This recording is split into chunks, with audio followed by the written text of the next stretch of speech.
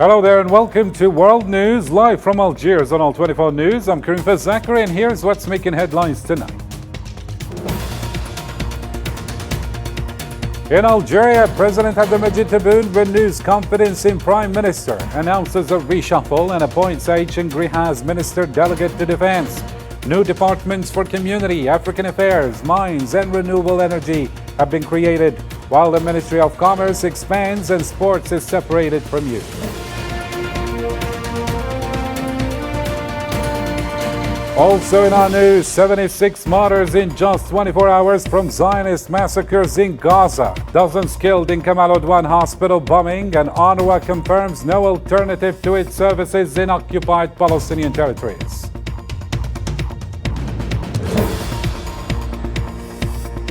Also coming up, Algeria calls on the UN to stop the Gaza and Lebanon massacres and impose a permanent ceasefire. Meanwhile, Brazil sees a mass march against Palestine's genocide during the G20 summit.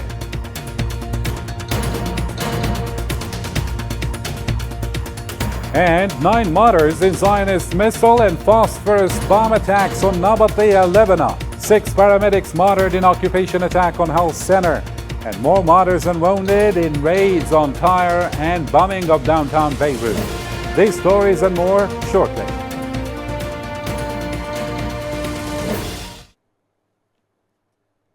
Hello again and welcome to the details. First off in our topical news, and as you followed in our headlines, Algerian President Abdelmajid Tebboune has reaffirmed his trust in Prime Minister Mohamed Nadir Al-Arbawi.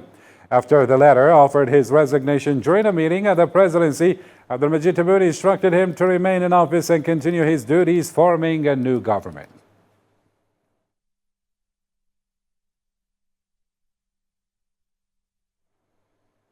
And in this context, on Monday, Algerian President Abdelmajid Tebboune made a government reshuffle after renewing his confidence in Prime Minister Nadir Al-Arbawi, in accordance with the presidential decree, which was read by the official spokesman for the Algerian presidency, Samir Agoun.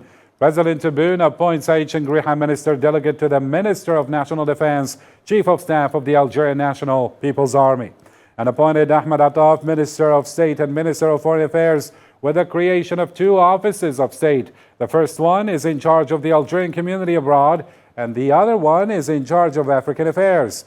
The Algerian president appointed Mohamed Arqab as Minister of State and Minister of Energy and Mines, with the creation of 2 secretariats of state, one in charge of mines and the other in charge of renewable energies. The Algerian president also strengthened the trade sector through the new amendment by dividing it into 2 ministries. One for foreign trade and export promotion, and another for domestic trade and market control. The sports sector as well was separated from the youth sector under the new government amendment.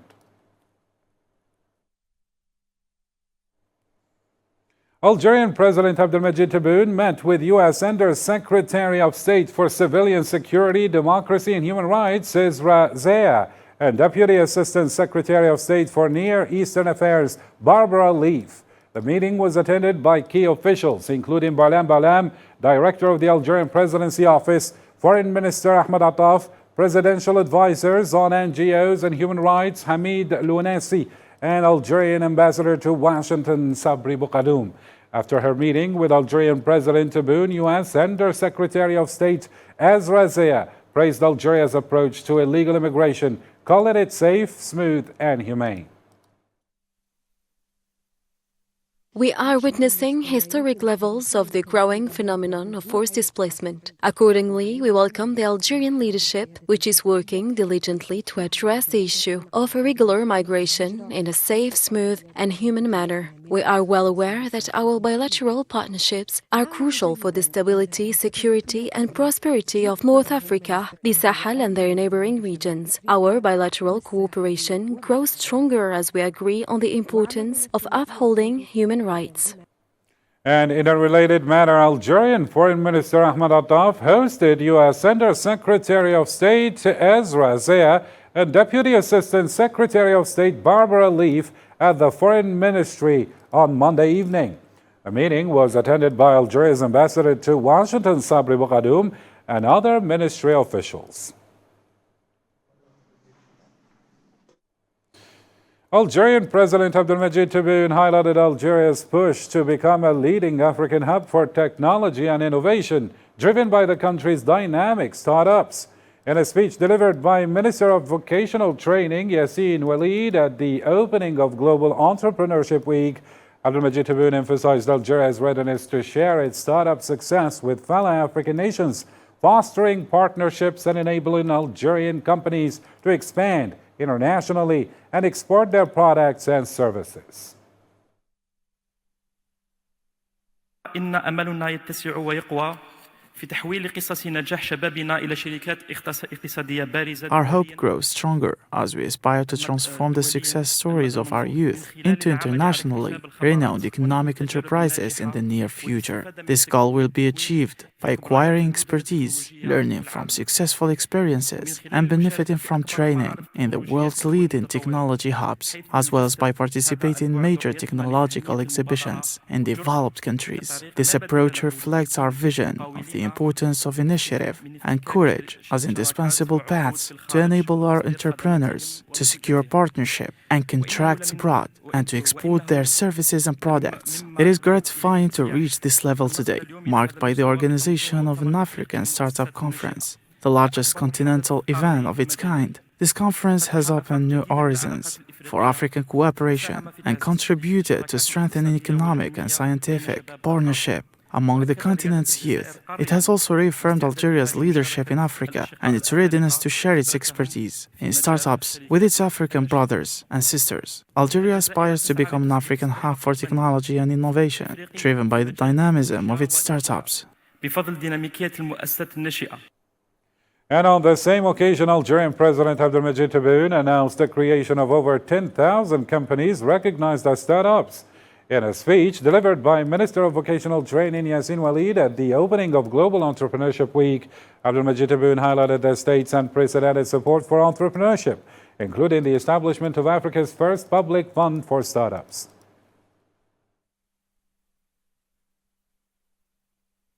إننا لنؤمن أشد الإيمان بأن الطريق لتحقيق النهضة الاقتصادية. We firmly believe that the path to achieving the desired economic renaissance begins with the state's confidence in its youth and reliance on their capabilities to enable them to actively participate in driving change and contributing to national development. In this regard, a decision has been made to launch a national competition for the best startups as a celebration of the achievements of young people in the new Algeria that embraces their aspirations. On this occasion, I encourage you to continue seizing the opportunities available in your country, overcoming challenges with perseverance and determination. بالتحدي الصعاب والمثابرة والعزيمة. Similarly, the Algerian president reaffirmed his commitment to empowering youth, encouraging them to play a key role in driving change and achieving the nation's economic revival.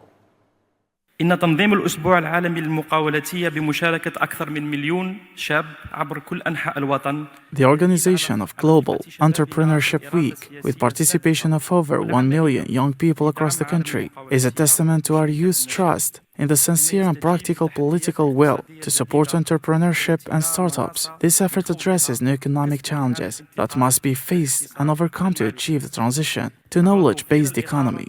This transition has been facilitated by the establishment of regulatory and legal framework that ensures a stable and encouraging environment. In a short period, this initiative has yielded tangible results, including the emergence of over 2,000 certified startups out of 8,000 registered companies. We have further strengthened these achievements by creating first public fund dedicated to startups, a groundbreaking initiative at the continental level. This fund provides consistent public support for promising projects, reflecting our vision of valuing national expertise and encouraging private sector investment through significant and unprecedented incentives. من خلال تحفيزات محتبرة وغير مسبوقة.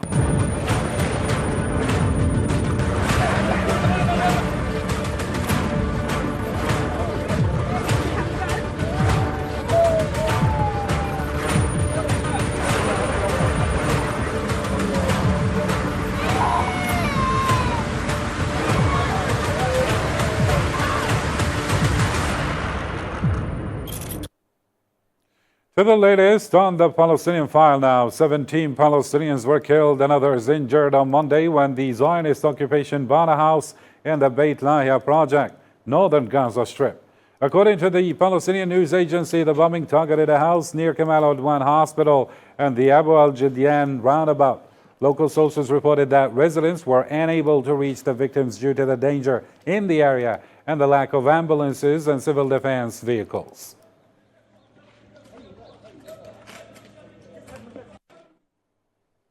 Similarly, on Monday morning, several Palestinians were killed and wounded when occupation forces targeted displaced people fleeing Beit Lahiya. Eyewitnesses reported 5 martyrs and 20 wounded. Additionally, at least 8 Palestinians were killed and others injured in raids on Al-Jallah Street and Jabalia and Nazla north of Gaza. 7 martyrs, including many children and women, were taken to Baptist Hospital after the occupation aircraft targeted the Abu Rayla family home. In a separate drone strike, a woman was killed and her family was wounded in Jabalia and Nazla.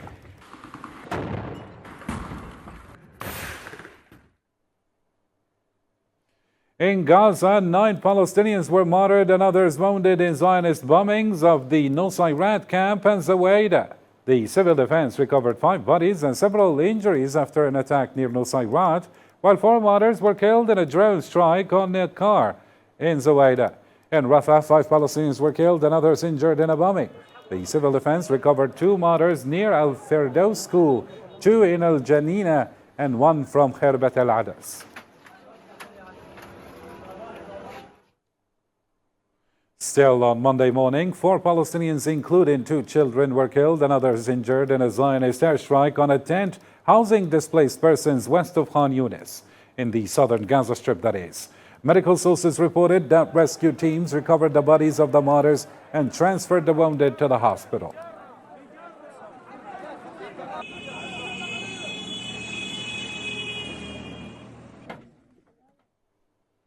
And in the past 24 hours, the occupation forces carried out 4 more massacres in Gaza, leaving 76 martyrs and 158 injured.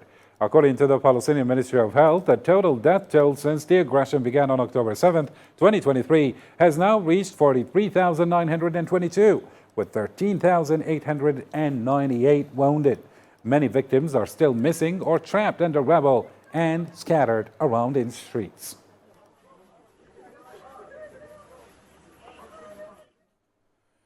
To international reactions now, Filippo Lazzarini, the Commissioner General of UNRWA, affirmed that there is no substitute for the UN agency in the occupied Palestinian territories. Speaking at a press conference in Geneva on Monday, Lazzarini stated that the UNRWA has not received any official notice regarding the occupation's plans to ban its activities in the region. He called on the international community to intervene and prevent that decision from being implemented. And from other maybe developing. Going to convince Israel to. There is no plan B within the UN agency, within the UN family, because there is no other agency geared to provide the same activities. And in reality, UNRWA is the response of the international community to the plight of the Palestinian refugees through the mandate provided by the GA resolution.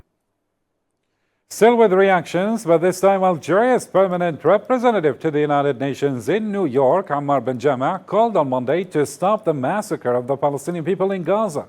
In a speech during a meeting of the UN Security Council on the situation in Palestine and the Middle East, Benjama stressed that the top priority is to stop the ongoing tragedy by imposing an immediate, permanent and unconditional ceasefire in Gaza and Lebanon. It reflects the Council must enforce top priority is to halt the ongoing tragedy, to halt the ongoing massacre by imposing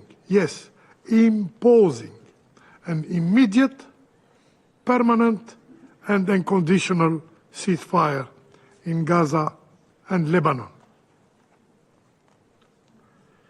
Also, it is vital to effectively address the catastrophic humanitarian situation as past efforts have fallen short.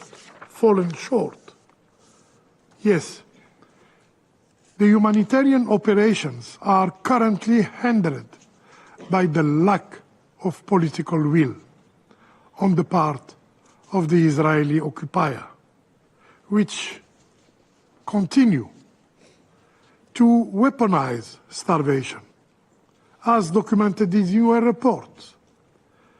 And we call on all council members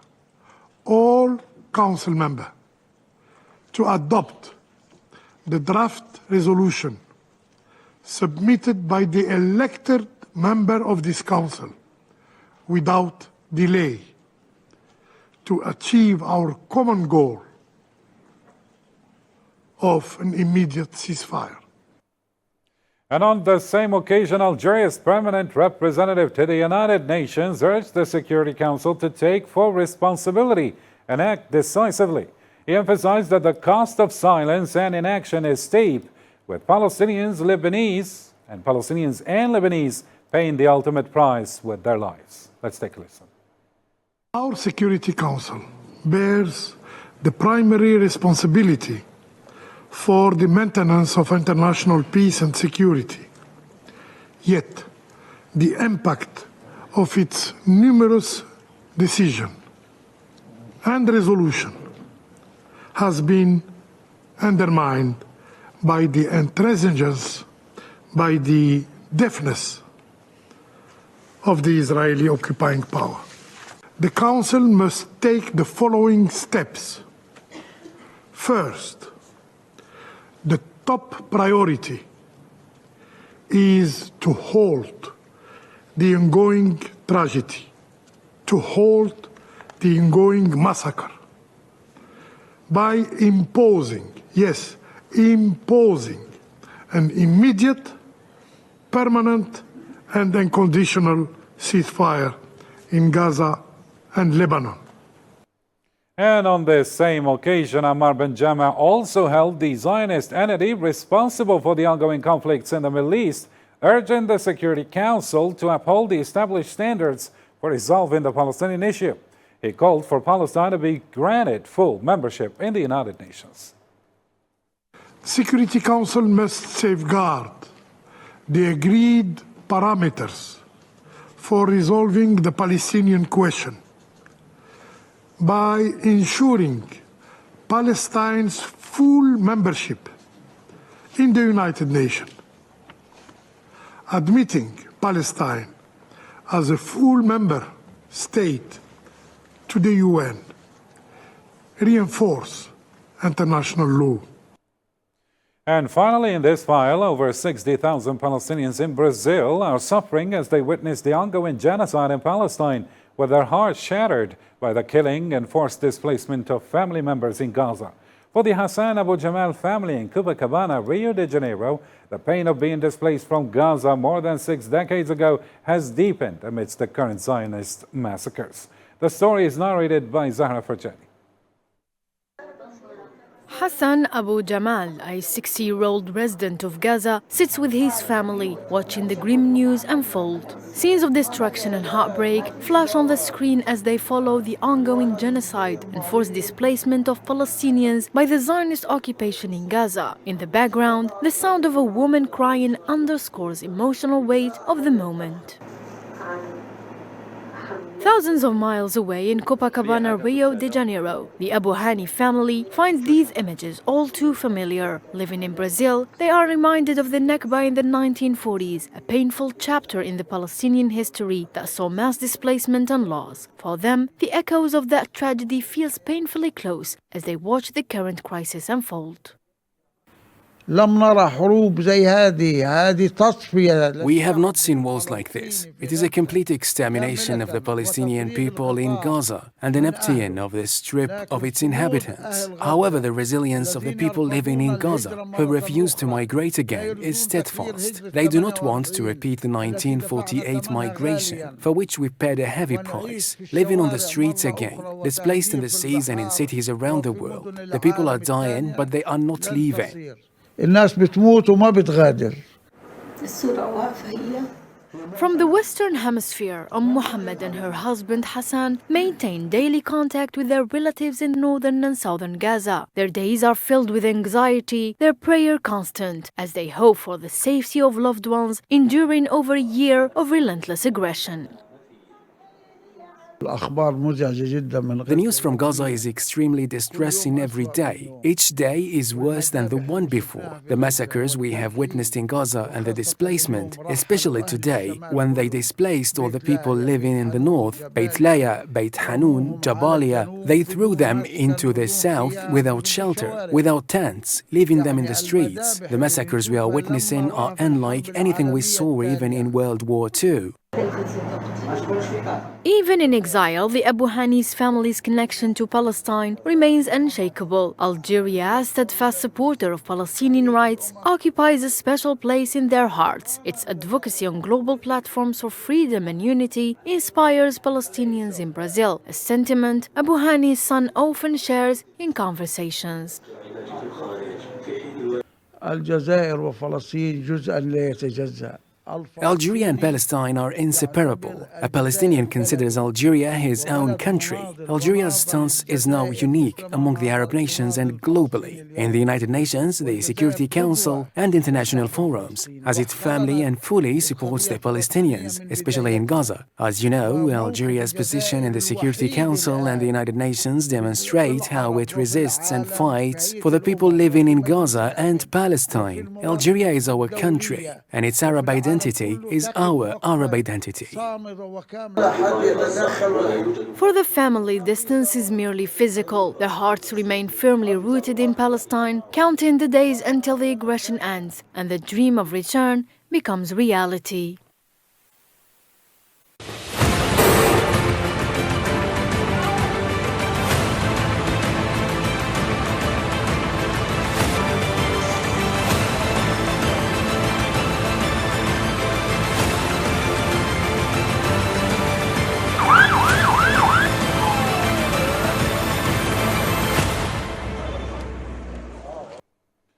To the latest development on the ground in Lebanon this time, 9 Lebanese were killed and others injured in shelling with internationally banned missiles and phosphorus bombs targeting several areas in southern Lebanon's Nabatea region.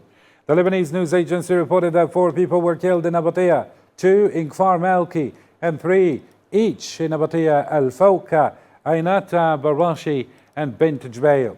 The occupation also launched shelling with banned cluster bombs on the Litani River area.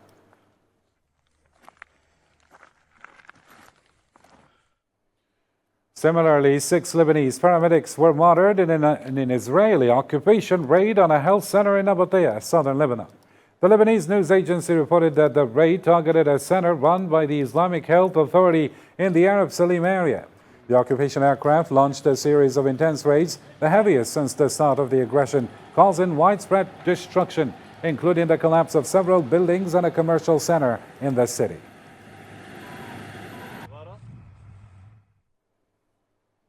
Four Lebanese, including 2 paramedics, were killed and 2 others injured when Zionist warplanes targeted a water company in Tyre. The national news agency reported that the bombing killed 2 people, including the Mukhtar of the village, and injured 2 others. Additionally, 2 paramedics were martyred in a bombing on the town of Qana in southern Lebanon.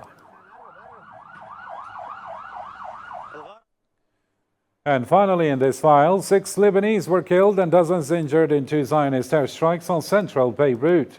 The Lebanese Ministry of Health's Public Health Emergency Operations Center reported that the first raid targeted a building in the Ras al-Naba area, killing 4 people, including a woman, and injuring 14 others. A second raid hit the Mar Elias area, killing 2 people and injuring 22, with varying degrees of harm.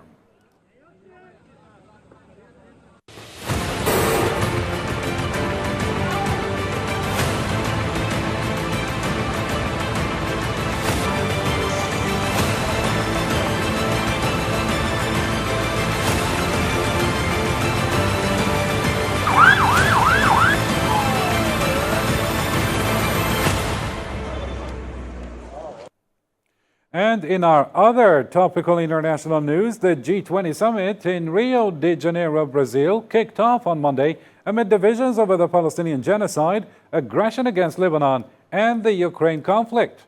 Host President Lula aims to tackle social issues, including taxing the wealthy and launching a global alliance against poverty and hunger. For the first time, the African Union joins as a permanent member, amplifying Africa's voice on the global crisis. Here's Yassine Rikti with more details. For the first time in history, the African Union has secured permanent membership in the G20, joining the world's largest economies. This marks a historic shift, paving the way for a more balanced global future. With South Africa set to lead the G20, Africa's agenda is marking a major shift, focusing on poverty, hunger and political stability. The continent's vast resources and growing economy are key to shaping global discussions. The African Union is able to push Africa's issues to the forefront of the conference agenda, especially since South Africa is the next president. Social justice, famine, poverty, political issues, and the challenges Africa faces due to the large countries that colonized the continent for decades. Africa, with a GDP nearing $3 trillion, is rich in resources, yet millions still face poverty. However, the African Union's full membership opens the door for more equitable global partnerships and a stronger voice on key issues such as climate change, development, among others.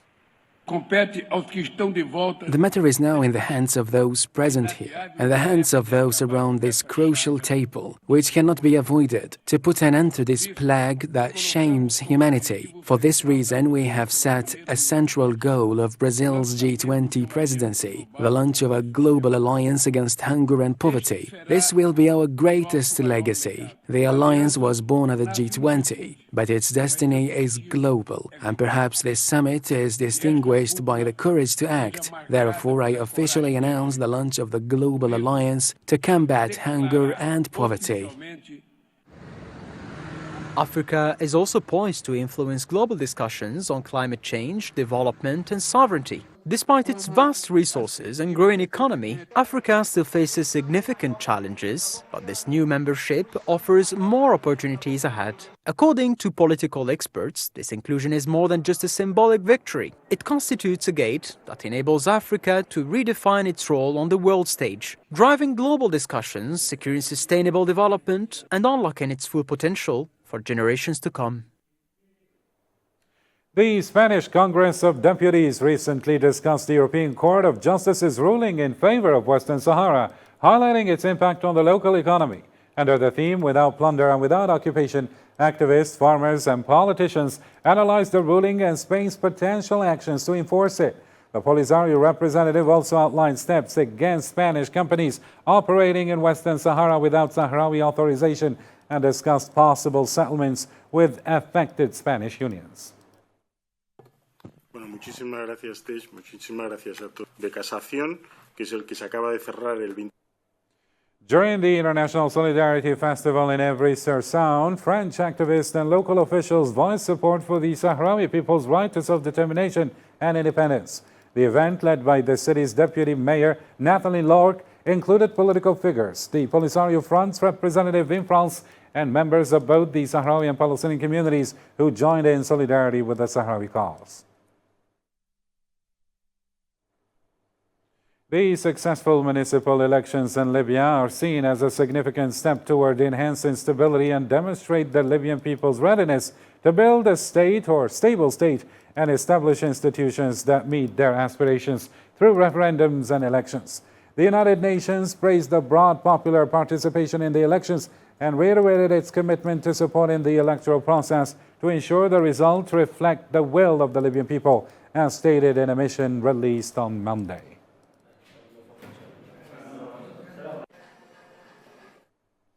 Senegal's ruling party, PASTEF, secured a landslide victory in Sunday's early legislative elections. The party led in a large majority of polling stations, with media reporting preliminary results as they were released. This victory paves the way for the agenda of rupture and social justice that has driven the country's new leaders since they took power 8 months ago.